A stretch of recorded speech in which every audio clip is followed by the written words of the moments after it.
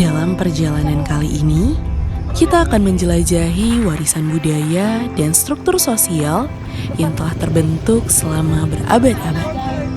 Kerajaan Gunung Sahilan terletak di jantung Sumatera, tepatnya berada di Provinsi Riau. Dengan menempuh perjalanan darat kurang lebih 63 km dari kota Pekanbaru, kita akan sampai di Desa Sahilan Darussalam dan menemukan sebuah istana sederhana yang penuh akan warisan sejarah dan adat istiadat. Bapak sebagai juru kunci Istana Kerajaan Gunung Sahilan sudah hampir lebih 30 tahun. Itu mungkin kepercayaan dari keluarga.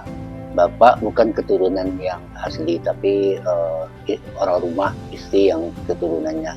Tapi mungkin kepercayaan itu, mungkin sejarah dapat belas sedikit dipercayakanlah kepada Bapak untuk pemegang juru kunci. Berdirinya di tahun 1300 sudah berdiri. Tetapi kerajaan ini pernah dulu terputus-putus, dilantarkan disebabkan mungkin keturunannya tidak ada kan. Pernah terputus, ada yang 80 tahun, ada ratusan tahun terputus-putusnya. Dikarenakan itu terputus-putus itu, maka dijemputlah anak raja dari Pagaruyung. Karena di Pagaruyung itu mungkin ada hubungan dengan Gunung Sahilan dan Pagaruyung, jemputlah anak raja yang di Pagaruyung. Dibawa ke sini dan menjadi raja muda di Gunung Sahilan. Yang menjadi raja kerajaan Gunung Sahilan itu pertama namanya pun tak tahu. Tapi kalau di makamnya ada tahunnya 1357.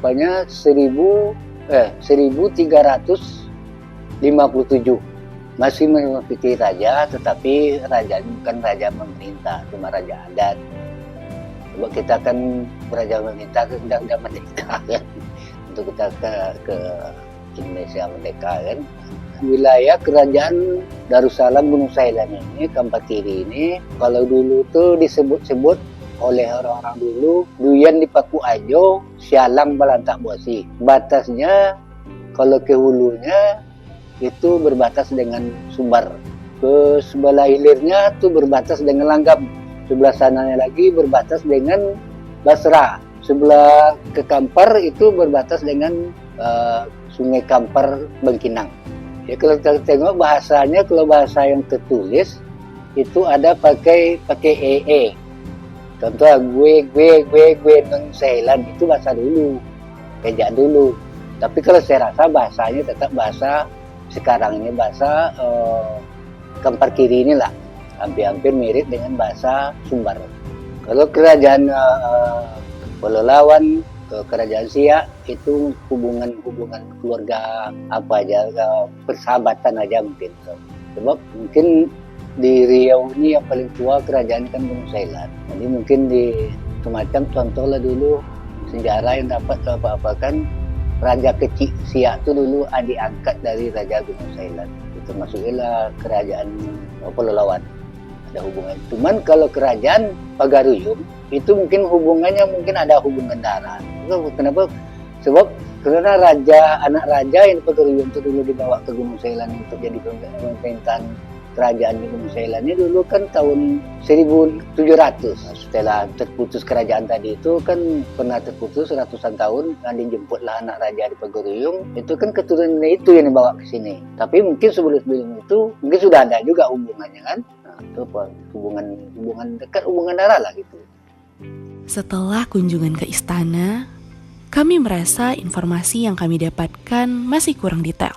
Berawal dari ketidakpuasan tersebut, sampailah kaki kami di depan pintu rumah seorang ahli sejarah Riau, yaitu Ibu Elia Roza. Makna Melayu di sini kita perlu pahami juga, Melayu bukan berarti etnis ya. Melayu secara geografis itu adalah sebuah wilayah, alam Melayu. Alam Melayu itu di mana? Untuk kondisi sekarang itu disebut Asia Tenggara. Nah, inilah yang dikatakan Melayu. Etnik juga ada suku Melayu. Itu kita rata-rata di Riau juga ada suku Melayu. Suku yang lain-lain. Di Sumatera Barat juga ada suku Melayu. Kalau berbicara tentang Melayu. Salah satu kerajaan yang ada di alam Melayu secara geografis adalah kerajaan Gunung Sahilan. Ini secara geografis kerajaan Melayu yang ada di Gunung Sahilan. Namun, perlu kita ketahui, kerajaan Gunung Sahilan bukan kerajaan Melayu secara etnik. Kenapa? Karena dia bagian dari kerajaan Pagaruyung. Pagaruyung seperti kita tahu adalah kerajaan di alam Minangkabau. Otomatis dia adalah kerajaan Gunung Sahilan bagian dari kerajaan Pagaruyung. Kapan dia berdiri? Ini hanya secara lisan. Paling berdiri pada abad ke-17 atau ke abad 18, hanya sebatas itu. Kerajaan Gunung Sahilan berdiri sendiri atau berdaulat, ada wilayah, ada raja yang memerintah, ada masyarakat yang diperintah. Itu tentunya setelah kerajaan Pagaruyung ya tidak lagi menunjukkan eksistensinya, aslinya sudah runtuh ya, sudah bubar. Nah, sejak itu kerajaan Gunung Sahilan dia berdiri sendiri dan berdaulat. Namun dia tetap melanjutkan silsilah atau melanjutkan sistem pemerintahan Pagaruyung. Kenapa? Dia tidak bisa terlepas karena memang cikal bakalnya dari Pagaruyung tadi, dari kerajaan Pagaruyung tadi. Nah, ini tentu akan ada kaitannya, berarti sistemnya ada adat-adat. Iya, karena raja itu ada dua di situ. Ada raja bagian pemerintahan, ada raja bagian adat. Nah, ini yang belum pernah diketahui oleh generasi muda terutamanya ya. Sehingga nanti sepertinya kerajaan Gunung Sahilan ini kecil, padahal begitu besar. Dan ini bisa terlihat dari kebesaran itu apa? Kita bisa lihat dari istana. Istana itu berlantai 2. Bayangkan saja zaman dahulu kala, istana sebuah kerajaan seperti itu. Dan kalau kita lihat peninggalan dari ada yang tempat tidur, ada guci, ada apa segala macam, ada meriam. Dan itu kan kaitannya dengan Belanda, dengan kolonial. Seperti dikatakan orang, pernah enggak terjadi peperangan antara kerajaan Gunung Sahilan dengan mestinya kalau perang besar-besaran tuh enggak ada. Kenapa? Karena kita di Melayu ini perang yang bertemu adu fisik dengan Belanda kita tidak ada. Perang kita itu hanya perang kode etik, nggak ada yang berperang dengan senjata. Kan orangnya penyabar. Makanya dalam penelitian dikatakan kalau Melayu itu penakut. Tapi saya tidak setuju tuh dengan hasil penelitian beliau itu. Kan sebenarnya orang Melayu itu cuma rendah hati. Kerajaan Gunung Sahilan itu ada sebuah manuskrip. Manuskrip itu adalah tulisan tangan para raja, arsip tulisan tangan, sekitar 3 cm lah tebal bukunya, dibaca berbahasa Melayu dan tulisannya aksara Arab Melayu. Itu siapa? Ketika saya tanya sama yang jaga istana, inilah peninggalan dari raja-raja yang dulu kala. Kerajaan Gunung Sahilan udah hebat, bisa menulis. Dan dalam tulisan itu saya lihat nggak ada penulisnya. Orang Melayu nggak mau menuliskan namanya. Ditulis hanya Tambo di Kampar. Nggak ada siapa yang menulis, nggak ditulis. Orang Melayu tidak mau ekspos. Nah, ini apakah itu disebut kekurangan? Saya juga nggak paham ya. Tapi sebenarnya dia rendah hati, tidak mau pamer. Itulah sifat orang Melayu. Zaman itu bisa menulis. Nah, tintanya dari mana? Ini pertanda kerajaan Gunung Sahilan tidak berlawanan dengan orang Belanda. Akhirnya banyak tulisan-tulisan yang asli ya, tulisan tangan. Sampai sekarang kita temui di semua kerajaan wilayah Melayu, termasuk juga di Pagaruyung. Pagaruyung, masalahnya ketika istananya terbakar, ya tentu terbakar semua peninggalan-peninggalannya. Ini salah satu bukti kalau memang kerajaan Gunung Sahilan itu hebat. Dari segi keilmuan, Gunung Sahilan dengan Belanda ataupun apapun namanya memang tidak pernah berperang fisik, tapi perang-perang secara ideologi jelas saja ada. Dan raja tidak mau sembah sujud ya, tentu ya. Saya kira bukan Gunung Sahilan aja, yang lain-lain juga seperti itu. Nah, kemudian Gunung Sahilan termasuk ke Kabupaten Kampar tahun 1365. Naskah Negara Kertagama itu kerajaan Kampar sudah ada, tertulis di Pupu yang ke-13. Kerajaan Kampar, Rokan, Siak, udah tertulis di situ. Yang menulis Empu Tantular ya.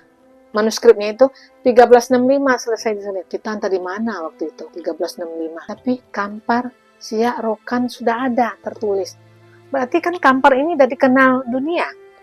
Gunung Sahilan kan di pinggir Sungai Kampar. Kerajaan Siak di pinggir Sungai Siak. Kerajaan Rokan itu di pinggir Sungai Rokan. Dan biasanya menurut tradisi dulu, setiap kerajaan itu mesti pusat pemerintahnya di pinggir sungai. Kenapa? Ayo.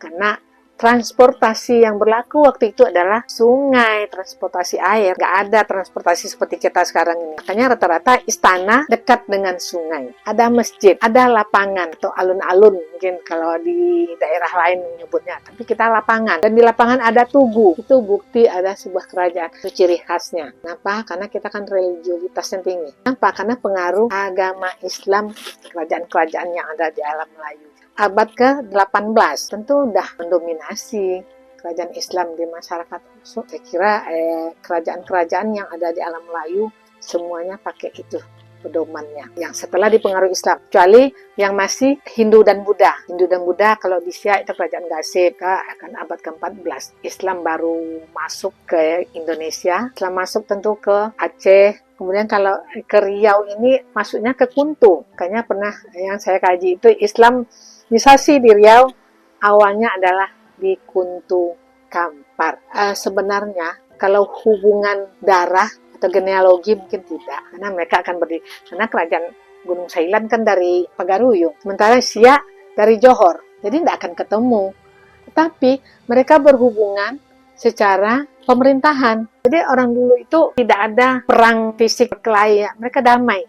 Kalaupun mereka berperang malam, tapi siang mereka minum kopi malah bersama. Nah ini istilahnya. Kalau untuk dalam sejarah itu ya, malam berperang, tapi siang mereka minum kopi. Tidak ada nampak permusuhan. Jadi peperangan itu hanya sekedar apa namanya ya, mungkin dalam hal sistem kekeluargaan saja, atau ada yang tidak senang sama seperti sultan-sultan atau raja-raja. Kalau di kerajaan Gunung Sailan ini istilah dipakai raja. Kalau di Siak sultan, di Pelawan sultan juga. Nah ini raja kenapa? Ini pengaruh dari Pagaruyung tadi. Pagaruyung tidak pakai sultan, artinya sama. Tapi istilah yang dipakai itu raja. Yang ke-12, tidak salah Bapak Tengku Nizar. Seorang raja bisa dilantik menggantikan ayahnya ketika sang ayah yang sedang meninggal, terbujur, terbaring, itu anak harus ada. Siapa yang hadir waktu itu? Itu yang dilantik. Kalau ada anaknya yang lain di luar daerah, nggak bisa dilantik. Dia harus yang menyaksikan. Nah, ketika itu, biasanya Belanda kan memang ikut campur. Nah, Belanda menentukan, ya ini yang jadi raja pengganti. Tentu yang tiga-tiganya yang nggak ada di tempat, muncul ada juga yang iri hati, sakit hati, dan segala macam. Tapi ini kan memang aturan, karena kita masih dijajah, tentu mau tidak mau aturan dari penjajah akan kita ikuti. Nah, kebetulan nanti ini konflik ini muncul apa? Ketika yang dilantik ini, walaupun dia tidak putra mahkota ya, anak sulung, biasanya kan anak tertua yang menjadi pengganti ayah. Bisa saja ini anak bungsu yang dilantik, kebetulan dia ada ya. Kemudian dia ada, Belanda menyaksikan waktu. Nah, ini tentu membuat iri hati dari abang sulung tadi. Nah, nanti yang bungsu ini meninggal, kemudian tentu dia gantikan anaknya, bukan anak ya abang sulung ini, atau bukan yang abangnya yang satu lagi, abang ngahnya. Nah, konflik itu yang terjadi kalau untuk internalnya.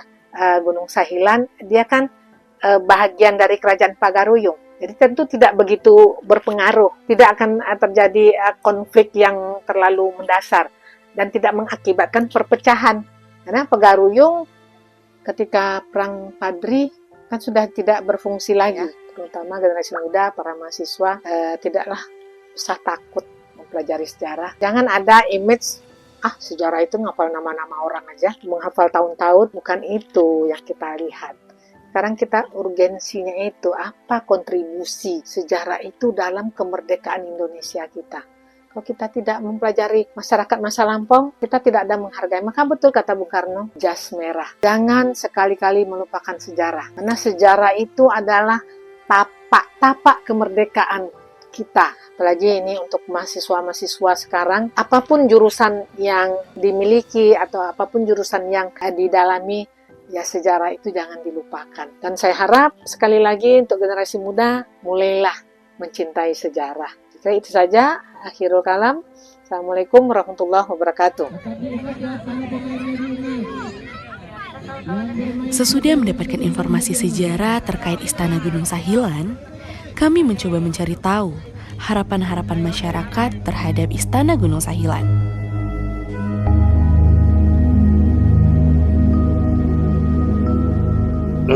Kalau masalah suku tidak banyak berbeda, sama. Suku di Gunung Selain pertamanya 8 suku kan, tapi karena keturunan satu nggak ada, tapi bapak belum ada lagi waktu itu, maka terjadi 7 suku sekarang, 7 lagi tinggalnya. Yang pertama Melayu Darat, suku bapak, Domo, Baliang, Caniago, Patopang, Mandai Hiling, Melayu Palokoto. Itu 7 yang tinggal lagi. Jadi kalau masalah suku sesuai dengan adat bersin sarak bersandika kita buat dasar. Tali Belintigo. Kenapa ada namanya tali Belintigo? Karena adat dengan sarak kan 2 masuk Undang-Undang 1 pemerintah atau terjadinya Belintiga dan segala bapak terima. Jadi selilah komunikasi antara orang yang tinggal ini untuk kemajuan desa itu. Tidak bisa dia maju-maju sendiri. Mau maju dia sendiri selaku nenek mama tidak bisa. Mau maju dia pemerintah tidak bisa. Mau maju agama tidak bisa. Komponennya sama semua, sama besar. Tapi rangnya lain-lain. Yang bagian agama tetap agama, bagian pemerintah tetap pemerintah, bagian adat tetap adat. Pertama turunnya kerajaan ini datang dari Pulau Jawa, dari India belakang melalui Pulau Jawa langsung ke Gunung Selan. Nama kampungnya bukan Gunung Selan waktu itu, Gunung Ibol. Kalau bahasa kampung kami Tanah Timbu. Jadi nama aja waktu itu nama raja yang pertama itu agak jauh namanya, datang dari Pulau Jawa. Kenapa Melayu suku sini? Karena suku orang Jawa itu bilang dia lari itu Melayu. Jadi Melayu lah. Itu terjadinya provinsi dia oleh Melayu. Kalau bagi Bapak potensi itu sebetulnya bagi Bapak ada. Contoh dengan bangunan aja seketik di Pemda itu sudah banyak orang yang datang, tapi tidak terkoordinir. Karena tidak terkoordinir tadilah terjadinya tidak dikunjungi orang. Tapi kalau ada orang yang mengurus, ada yang mengapakan, Bapak jangan jadi cagar budaya, banyak orang kunjung. Karena satu tempat itu banyak yang bagus-bagus. Kalau lari kita ke atas sana, naik dari bukit-bukit yang tinggi dan seluruh daerah sana nampak semua jadi pemandangan indah. Kalau tempat orang kan lahan-lahan berbukit itu tempat keindahan gitu. Tapi yang betul ditata kan, jadi punya manajemen untuk mengaturkan di situ. Tapi permohonan Bapak itu aja, karena kalian mahasiswa, bagaimana setiap daerah sejarah yang lama itu bisa berkembang ke depan. Jadi masalah ini sekarang kampung begini, perencanaan pertama kan ada orang tua dulu yang ngurus waktunya masih sekitar dekat baru Januar Saleh namanya. Karena dia ingin membangun di sekeliling istana, dapat istana. Kan ada bangunan satu belakang tuh, karena sesuai tidak terima oleh pemerintah waktu itu, sesuai dengan di depan. Jadi tujuan waktu itu kerjasamalah antara pemerintah dengan pihak istana atau dengan pihak orang kampung kan. Pemerintah kampung kan, itu tujuan. Kalau membangun tujuan pemerintah ganti rugi, itu yang ganti rugi lahan itu adalah pemerintah. Kan nampak sama kalian merek-merek yang sana tuh, dari apa tuh, di Sekda. Jadi harapan Bapak bisa hendaknya kerjasama pemerintah dengan pemerintah setempat dan dengan pewaris istana untuk membangun kemajuan ke depan. Bisa. Contoh, hutan di bawah kampung, bawah istana itu kan ada hutan, kan bisa dibangun itu dengan wisata apa, jalan-jalan apa semacam di situ seperti tempat orang. Siapapun yang punya, umpamanya dia yang punya, kerjasama dengan pemerintah, kerjasama dengan istana, kita dapat untung, dia dapat untung, kita bisa. Banyak sistem yang harus kita lakukan sebetulnya. Tapi macam mana lah? EQ kami di kampung ini tidak ada seperti itu, begitu. Contoh kita tempat wisata air panas di sana. Lebih bagus ya panas Gunung Selan di sana. Nyata itu, tapi macam mana? Bapak sedang usulkan jambatan Komang namanya, tapi sampai sekarang tidak pernah keluar. Mandi-mandi pada sungai itu bisa, ada dinginnya, ada panas, banyak yang harus dikembangkan. Tapi yang paling utama yang harus dikembangkan dulu kerajaan ini kan, baru dia jalan ke sana. Kalau menjaga istana itu sebetulnya kebersamaan. Cuma ada yang harus diutus utamakan. Sekarang kenapa dia tidak sanggup kerja? Karena tidak ada gaji dimanapun, dia gaji dimanapun bisa. Tapi kalau pemerintah dia gaji, walaupun honor kan namanya, apa kan nama bisa dirawat atau ditugaskan oleh pemerintah perusahaan ini, tugasnya ini, perusahaan ini tugas bisa juga. Apalagi kalian mahasiswa bisa kayak gitu melaporkan ini sini. Bagi Bapak itu bukan kesalahan orang yang nunggu surat kita, tapi itulah kesalahan. Setiap Bapak lah yang mau nunggu nanti apa yang Bapak makan, mau Bapak makan rumput itu, nah, mungkin kan. Itu pendapat Bapak tidak salahkan orang, karena ini faktor ekonomi. Besar pemerintahan perhatian situs-situs yang lama-lama itu untuk dibangun kerjasama dengan pemerintah, kerjasama dengan pemerintah setempat dengan pemerintah. Jadi mohon Bapak, ibarat kata cagar budaya-budaya Provinsi Riau dan Kabupaten Kampar memperhatikan baik pusat kan. cagar budaya peninggalan dari nenek moyang kita semua. Jadi kan nanti, walaupun kerajaan itu bernama di Gunung Sailan, tapi kebersamaan kita, keturunan kita di sana semua. Adapun impian dan harapan dari masyarakat yang tidak tersampaikan dengan baik, kami pun mencoba bertamu ke dinas terkait untuk menyampaikan harapan tersebut. Untuk Kerajaan Gunung Sailan, seperti kita ketahui, sebelum diberlakukannya Undang-Undang 11 tahun 2010 tentang cagar budaya, itu sudah ditetapkan oleh Kementerian sebagai cagar budaya berdasarkan Undang-Undang 5 tahun 1992. Jadi artinya sekarang menjadi sebuah keharusan berdasarkan Undang-Undang 11 tahun 2010 itu pemerintah kabupaten wajib menetapkan ulang sebagai cagar budaya tingkat Kabupaten Kampar. Jadi sebagai informasi juga bagi adik-adik, sekarang pemerintah Kabupaten Kampar alhamdulillah sudah memiliki tim ahli cagar budaya. Kebetulan yang menjadi raja itu adalah mantan sekretaris Dewan Perwakilan Rakyat Daerah Kabupaten Siak, ya, Tengku Ahmad Nizar. Kalau untuk promosi dengan generasi muda ya, kalau untuk saat sekarang karena itu memang belum kita handle secara keseluruhan, tentu ini berjalan secara alami. Tentu sebagai masyarakat tempatan, terutama generasi muda, dia berkeinginan supaya daerahnya dikunjungi dengan modal keberadaan sebuah istana kerajaan Gunung Sailan. Jadi tentu pihak dinas biasanya ada kelompok sadar wisata. Kelompok sadar wisata ini tentu di bawah binaan Dinas Pariwisata dan Kebudayaan juga. Orang inilah yang nanti mempromosikan dan menyampaikan informasi kepada masyarakat serta mengajak supaya bisa berkunjung ke kerajaan istana Gunung Sailan tersebut. Kalau untuk generasi ke depan, memang pada tahun 2023 kemarin itu Dinas Pendidikan Kepemudaan Olahraga sudah mempunyai program ataupun kegiatan menyusun kurikulum ataupun silabus budaya Melayu Riau BMR yang isinya itu budaya Kabupaten Kampar. Jadi kemarin kita dapat informasi dari Pak Kadis, ini sedang digodok perdanya untuk menjadi muatan lokal di tingkat SD dan SMP.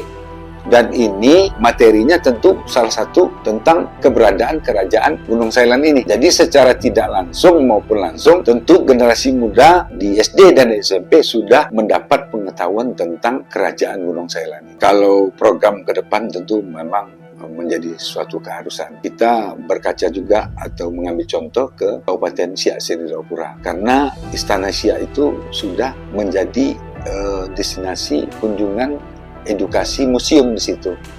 Jadi kalau nanti Istana Kerajaan Gunung Sailan itu beserta koleksinya yang bisa kita tampilkan di hadapan para pengunjung, tentu kita perlu memiliki orang yang paham dengan pengelolaan sebuah museum. Mungkin kita butuh kurator ataupun penata museum di Kerajaan Gunung Sailan itu. Saya rasa karena Bapak Paduka Raja ini juga mantan Sekwan Kabupaten Siak Seri Jayapura, kalau kita buat seperti itu, saya rasa beliau mendukung karena di istana sendiri memiliki koleksi yang cukup banyak.